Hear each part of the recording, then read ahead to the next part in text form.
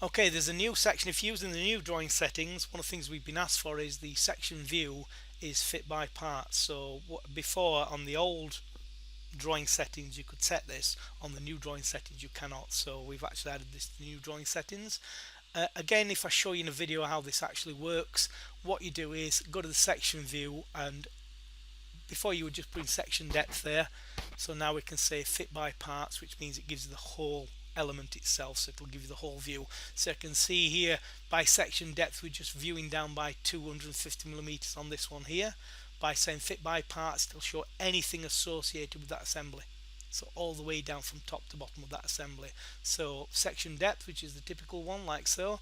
Fit by parts means it will show everything. And again, if I show you in this example here, so if we go to this one, you can see these are typical sections, but I want them all to be show every single option in there. So we say fit by parts, and we modify that. If you look at the views, you'll see how the views now show every single element all the way down that section view.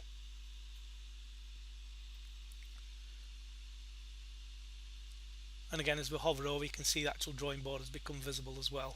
Again, look, if I just undo that, you can see that's without the settings full depth, and that one with the settings full depth. So they're on and off.